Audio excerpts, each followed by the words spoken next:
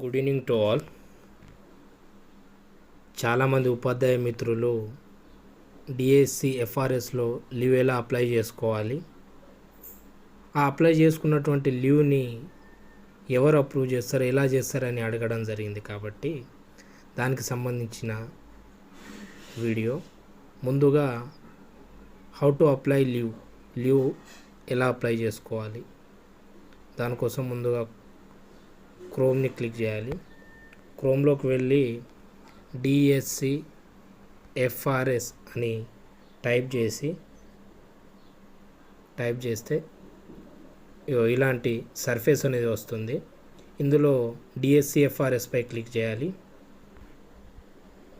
DSC ఎఫ్ఆర్ఎస్పై click చేసిన తర్వాత ఇలాంటి సర్ఫేస్ వస్తుంది. ఇక్కడ యూజర్ నేమ్ అనే ప్లేస్లో మాత్రం మన ఎంప్లాయ్ ఐడిని టైప్ చేయాలి.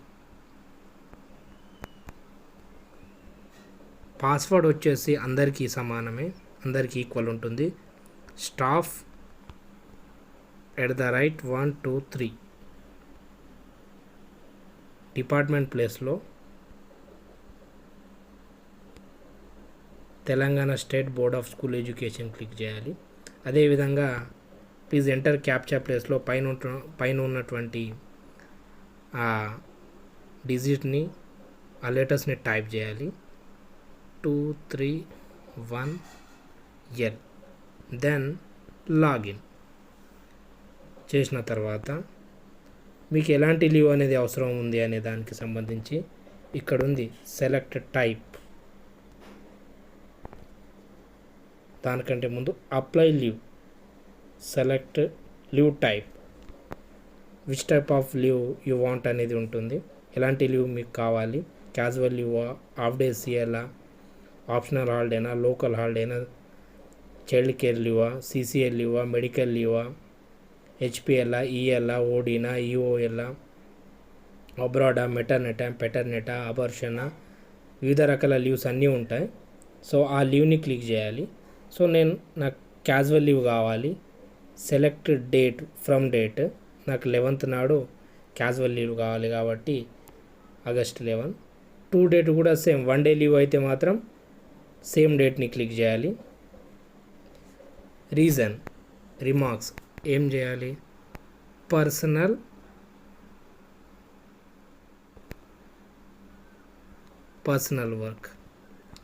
వర్క్ కోసం నాకు క్యాజువల్ లీవ్ అనేది అవసరం కాబట్టి పర్సనల్ వర్క్ అని టైప్ చేశాను. ఒకవేళ ఓడిఐ అయితే ఓడిఐని క్లిక్ చేసి ఎన్ని రోజులు ఆన్ డ్యూటీలో మీరు ఉండదలుచుకున్నారు, ఏ పర్పస్లో ఉండదలుచుకున్నారు అనేది ఇక్కడ టైప్ చేయాలి.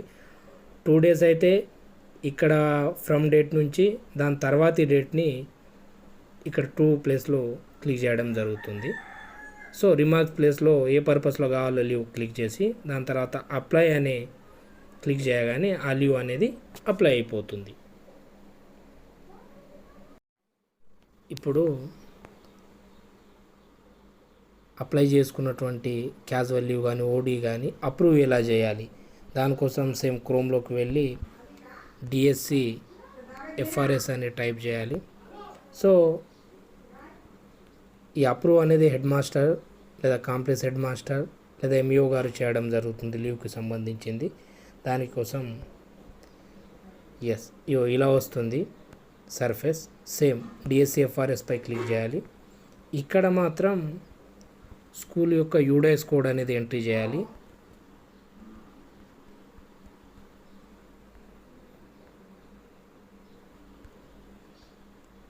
పాస్వర్డ్ వచ్చేసి మీ హెడ్ మాస్టర్ గారు కానీ, తర్వాత ఎంఆర్సీ స్టాఫ్ కానీ, కాంప్లెక్స్ హెడ్ మాస్టర్ కానీ, ఎంఈఓ గారు వాళ్ళు ఏదైతే పెట్టుకుంటారో ఆ పాస్వర్డ్ని ఇక్కడ ఎంట్రీ చేసుకోవాలి.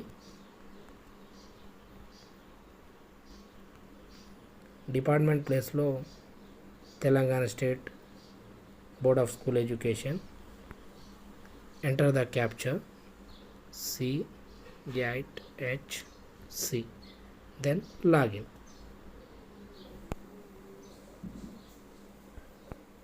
చూడండి లీవ్ అప్రూవల్స్, ఇక్కడ 3 లైన్స్ ఉన్నాయి చూడండి, దాన్ని క్లిక్ చేయాలి. సర్ఫేస్ అలా వచ్చినాక లీవ్ అప్రూవల్స్